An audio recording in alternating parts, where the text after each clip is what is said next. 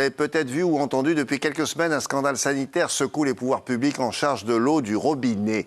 Selon 2 enquêtes journalistiques, il y a 20% des Français qui n'auraient pas accès à une eau du robinet conforme. Conforme à quoi? Aux standards d'eau potable. Alors, qu'est-ce que ça veut dire? Qu'est-ce qu'on peut faire quand on est concerné? Voici les réponses avec Rodolphe Bonas, qui a un master de consommation, lui aussi.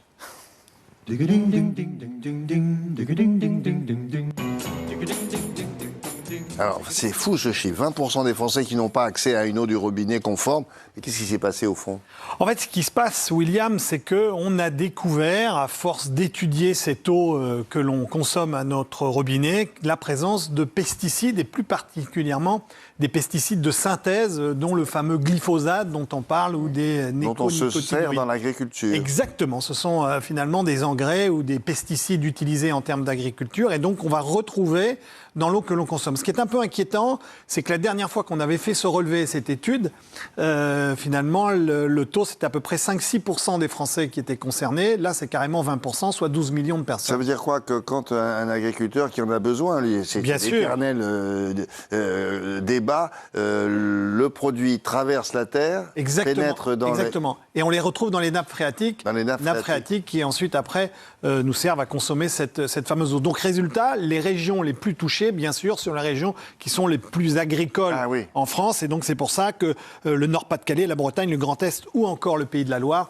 sont, vous voyez ici à la carte, à l'écran, les régions qui sont malheureusement le plus touchées. Non, mais au-delà de ça, bon là on a compris, mais au-delà de ça, est-ce qu'il est possible de connaître précisément? Parce que si vous habitez ces régions-là, vous commencez à regarder ça, vous êtes inquiet. Mais est-ce qu'on connaît les communes qui sont touchées par le phénomène? Oui.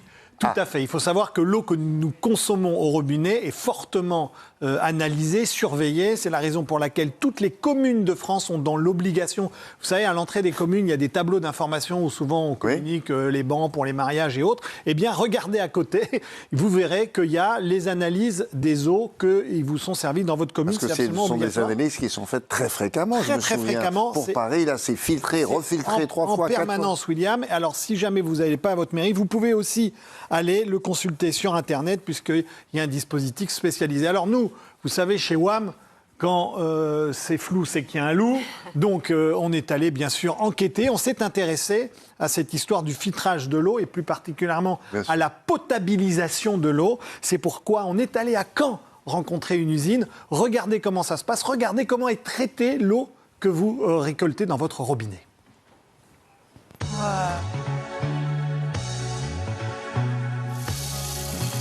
Savez-vous vraiment d'où vient l'eau qui sort de votre robinet? Pour 130 000 habitants de la périphérie de Caen, cette eau elle est puisée ici, dans le fleuve, puis transformée par cette usine. C'est une usine de production d'eau potable qui a pour objet de prendre l'eau dans le fleuve, qui s'appelle l'Orne, qui est situé derrière vous, et de la rendre potable pour la distribuer jusqu'au robinet des consommateurs. Ici, tout ou presque est automatisé, à commencer par le pompage qui se fait via une petite station installée en contrebas sur la rive. Au maximum, 30 000 m3 d'eau peuvent être prélevés par jour, mais ce chiffre est rarement atteint. L'eau, elle est pompée quand il y a des besoins. Les gens, quand ils ouvrent leur robinet, le niveau dans le château d'eau descend, et à un moment, quand le niveau d'eau est trop bas, on déclenche l'usine pour qu'elle produise de l'eau.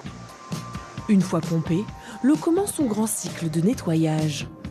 On a 8 étapes principales de traitement entre l'eau qu'on pompe dans le fleuve et l'eau qui sort ici de l'usine. Entre ces 8 étapes, des kilomètres de tuyaux acheminent l'eau de bassin en bassin, où elle subit à chaque fois un traitement différent. Alors on utilise des grillages au tout début pour bloquer les flottants, on passe à travers du sable pour filtrer les matériaux, on utilise du charbon actif. Ce charbon actif, c'est le même qui est utilisé par certaines carafes filtrantes. L'usine de potabilisation de l'Orne est l'une des plus performantes de France. À chaque étape, l'eau est contrôlée et il ne lui faut que 2 heures pour se retrouver dans votre verre.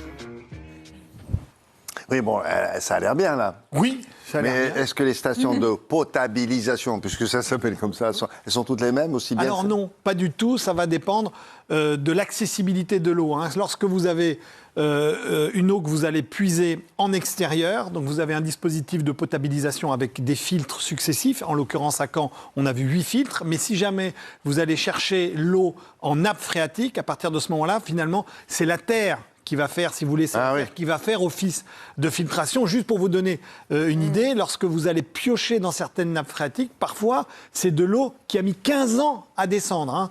Donc, vous savez que ce dispositif est particulièrement efficace. Mais néanmoins, ce qu'on a constaté ici, c'est que malheureusement, la Terre, elle a beau faire tout le travail qu'on veut, elle n'arrive pas à aller au bout des pesticides. Mais c'est pas son boulot. Eh ben non, c'est pas son boulot.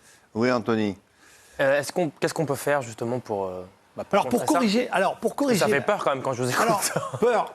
Disons que c'est très paradoxal, parce que finalement, ce que nous disent un peu les agences régionales de santé et les autres organismes gouvernementaux, c'est de nous éclairer en nous disant, attention, c'est non conforme, mais vous ne risquez rien. Donc là, on est un peu perturbé, parce que à quoi ça sert de mettre en place des dispositifs de conformité et finalement nous dire, mais vous pouvez continuer à la consommer. Donc là, on est encore dans la mise en œuvre d'un principe de précaution. On attend de savoir réellement si la présence de ces pesticides a un impact sur la santé. On ne sait pas trop. Dans tous les cas de figure, si c'était le cas, on serait dans l'obligation de rajouter un pouvoir filtrant à ces fameuses usines de potabilisation, comme vous le disiez, William, tout à l'heure. Et là, ça risque de coûter un peu de sous et donc peut-être, malheureusement, de faire encore augmenter notre facture de l'eau.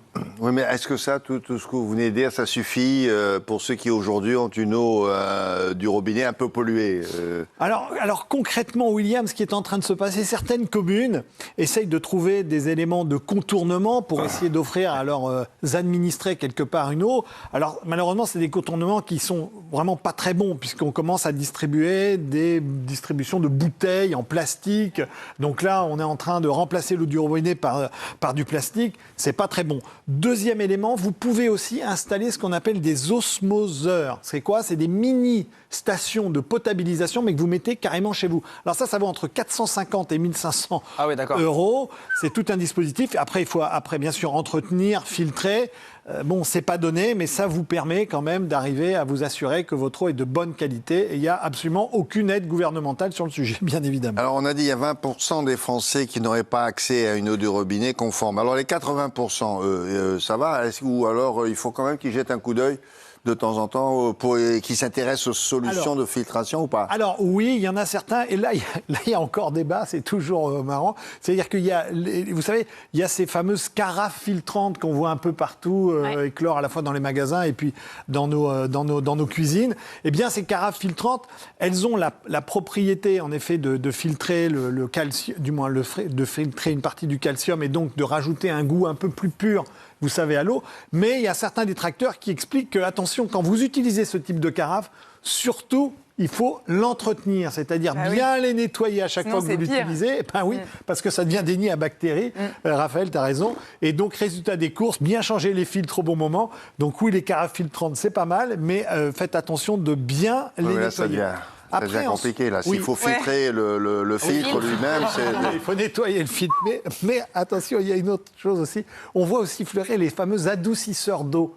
Vous savez, ce sont des dispositifs ici, comme à l'écran, qui vous permettent, par un système, c'est un peu technique, pardonnez-moi, de ionisation, et en utilisant les pouvoirs du sel, de vous débarrasser du calcium et du magnésium de votre eau. Alors ça, c'est très bon pour les théières, les cafetières, les appareils électroménagers ou encore votre tuyauterie. C'est un peu moins bon pour votre santé parce qu'une eau sans calcium et sans magnésium, c'est toujours moins bon que d'en avoir. Donc là encore, il va falloir là aussi être assez attentif à ce sujet. Et puis, autre élément quand même que je veux préciser, parce que l'eau est un bien extrêmement rare et précieux. En France, on n'a pas l'habitude de le voir comme ça. Malheureusement, d'autres pays n'ont pas la chance que nous avons. Et je vous rappelle que cette eau du robinet, elle est entre 100 et 300 fois moins chère qu'une eau que vous achetez finalement en bouteille. Donc ça veut dire qu'on a une accessibilité à l'eau qui est de très grande qualité en France. Il faut s'en réjouir, mais surtout, il faut que ça dure. Quoi que la bouteille d'1 litre au supermarché, c'est 100 fois plus cher. 100 à 300 fois plus cher que si vous remplissez 1 litre à votre robinet. Donc vous voyez que économiquement... quand même, ça fait réfléchir. Ça vaut peut-être le coup de filtrer le filtreur. Oui, il faut peut-être s'occuper du filtreur, William. Merci, Rodolphe.